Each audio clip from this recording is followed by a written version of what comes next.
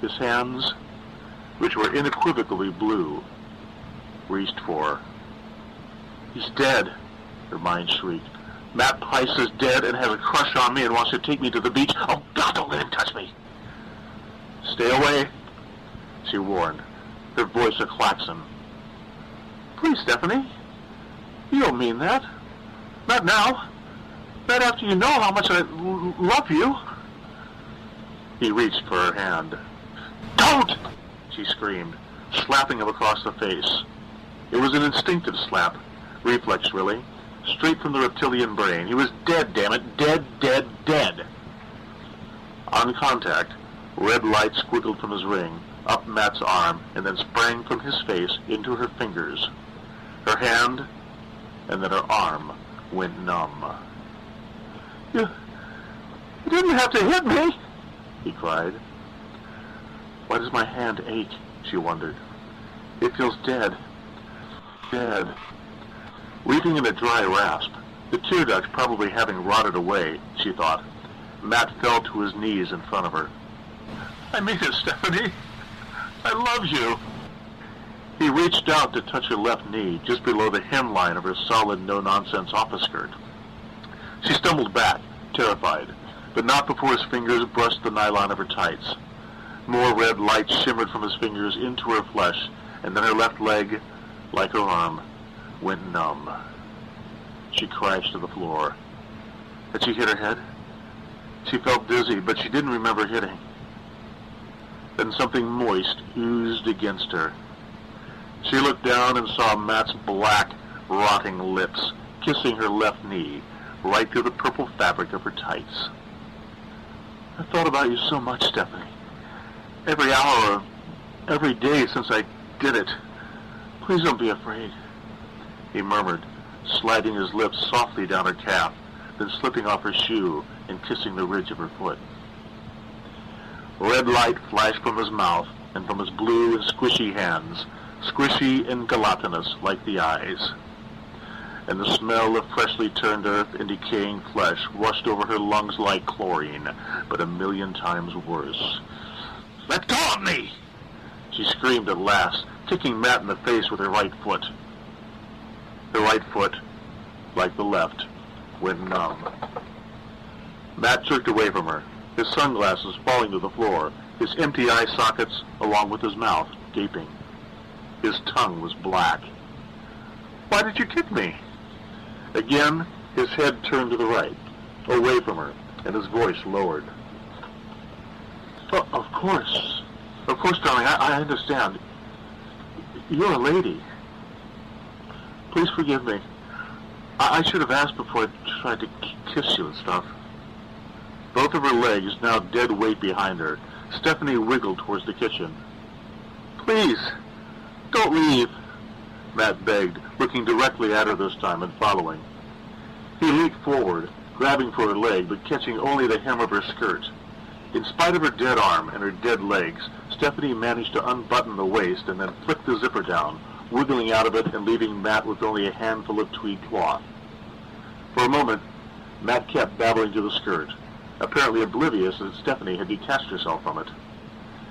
Dragging herself through the living room, and then through the oily blackness of the kitchen, ignoring the squishy thing she brushed against on the linoleum, Stephanie reached the back door and fumbled it open, managing to roll through it, off the back step, and onto the cold, dew-soaked lawn. A thick fog had slid in from the ocean, curtaining her from the world. "Where are you going?" Matt called to her from the house. Sucking gray air into her stomach, she tried to cry out, hoping someone would hear, but her perfectly trained voice, exercised for an hour each day, in spite of the job, in spite of the family, and in spite of telling herself that her dreams were long forgotten, failed. She dug her nails into the earth and pulled herself towards the back gate. Matt stepped out of the house, the red glow from his eyeless sockets cutting through the fog. "Please, Stephanie, don't go," he chanted, moving in front of her. "Don't go, don't go, don't go, don't go." "Matt, you have to stay away from me," she rasped. I think you're killing me. Every time you touch me, Yes, I know. Why? But then she remembered he had killed before. His father, Kevin Strauss, Kevin's friends, and, oh yes, perhaps one of the snootier cheerleaders who disappeared that summer. Or maybe she just moved away. It was so hard to remember. It was all so very long ago. Again, like a puppy's, Matt's head cocked to the right. Don't you remember? You said you would go with me. After I killed myself. I was so tired of just floating in the void. Sometimes we would talk. I remember that. I remember you telling me not to be afraid. You know, I was afraid to cross over beyond the darkness. But it's okay. Now that you're coming with me, you may be strong, so I won't be afraid. Don't you remember? That's why you said you'd do it. That's what we planned. For a moment, Stephanie wondered if her imaginary self, Matt's companion who stood forever by him, was still 17 years old and a star in the making. I'm over here, Matt. On the ground, she whispered to him feebly. He turned towards her. What? I'm over here, she repeated. Remember? You were fantasizing. The lids of Matt's sockets closed. His mouth arched down, and then he shook his head in denial as if she'd caught him with a comic book. Please, Matt, try to remember. You fantasized about me for a long time, didn't you? Even before you died. Perhaps in the deep of night, before going to sleep. Remember? As slowly as the pink fog, floating and billowing through her mind, Matt's lips creaked open. I guess I have. Yes. But you don't know what it's like to have to live like that. Every day of your life you get hit and told that you're garbage, so you believe it. You're afraid to talk to people, and then on the other side it's just awful. You're alone all the time, just waiting for something to happen. So your mind clings to... Yes, Matt, it clings to the fantasy. It's okay as long as you realize it is fantasy and not real. I fantasize. But you've done it for so long that you've forgotten where fantasy leaves off and reality begins. Look at me, Matt. I'm not 17 anymore. I'm a middle-aged executive secretary with gray roots and cellulite. Maybe you are a little older, he said, his black lips twisting into a smile. But you're still beautiful. The idiot! She wanted to vivisect him with a properly turned phrase, as she often could when dealing with fools. But she was so tired. I think it's time for you to go now, she mumbled, growing even dizzier, the crimson fog seeming to press upon her eyes and tongue like a hot towel. It's time to leave. Time to leave me alone. She heard someone screaming from far away, in the back of her mind. Maybe it was herself. Maybe it was Alan when he returned from the mountains and found... Maybe it was little Brian. Gwen. No! Matt only grinned. You're going to kill me anyway, aren't you, Matt? Drag me into darkness with you no matter what I want. That's not love. It's loneliness or infatuation, but it's not love. Please, I want to live. I tried to be kind to you once. He giggled. You're wrong, Stephanie. I know how I feel. I know I love you. More than anyone else ever could. You don't have to be afraid. I'll be there to take care of you. And then one day, we can cross beyond the void together, into the light. And so, this is it, thought Stephanie, crazily. The end of Super Steph. Or was it Super Thesp? Didn't matter. Whoever she was lying spread-eagled in her own backyard, feeling quite ridiculous.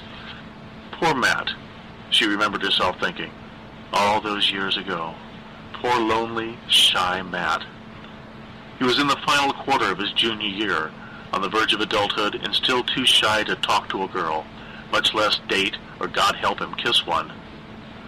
What could a little flirting hurt? She had wondered. What could it possibly hurt?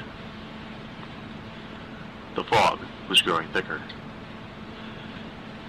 And just where was all the fog coming from in the middle of June, she wondered, trying not to die. As the ruby-red fog pressed in upon her, seeping into her nose, her mouth, and her ears, her eyes managed to focus on the shiny new barbecue sitting by the garage door. Scatterbrained Alan had forgotten to put it away again. It really should be put away, she thought, before the fog rusted. And then Stephanie realized exactly what she was losing. It was the little things, stealing to the lunchroom for latte and gossip with the girls, holiday gatherings with the family, wonderful, relaxed evenings under the balmy California sky with a few close friends and maybe a glass of wine. Suburban heaven. And Alan's stupid operas blasting from a study upstairs. And Brian, little Brian. And who would Gwen marry? Damn you! She coughed. You're taking away everything I ever worked for. My family, my friends. Damn you! But she was really too weak and too drained for anger, although a part of her wanted to rage. So in great, crashing moans of despair, she did the only thing she could. Something the more mature, more liberated Stephanie would have despised. Something she couldn't remember having done since a broken college romance. She wept. Not stage tears, squeezed out with a quick bend from the waist exactly on cue, night after night, but real ones, which burned like acid. Please, don't cry, Matt said. His voice quieter, but the words perfectly clear in her mind. They seemed etched in crimson. Maybe at first you'll be scared, but you'll get used to that. And then we'll be together. Forever. It'll be okay. For a moment she wondered why on earth Matt wouldn't just shut up. She would have an eternity to listen to him, an eternity to play mother to someone whose mind would be forever stuck at 17. Or was it really, considering his emotional problems, stuck at 13 or 14? She tried to shut him out and listen to the night.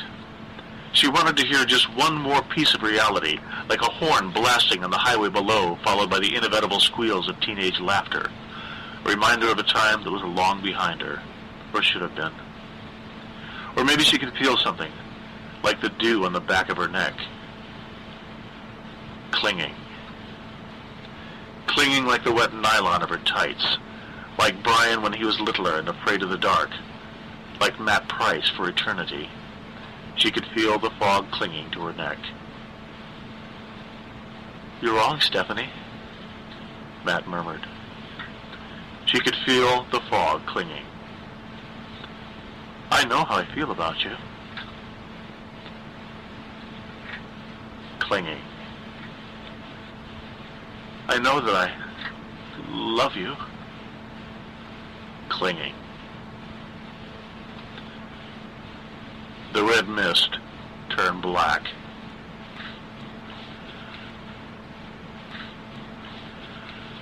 Birds.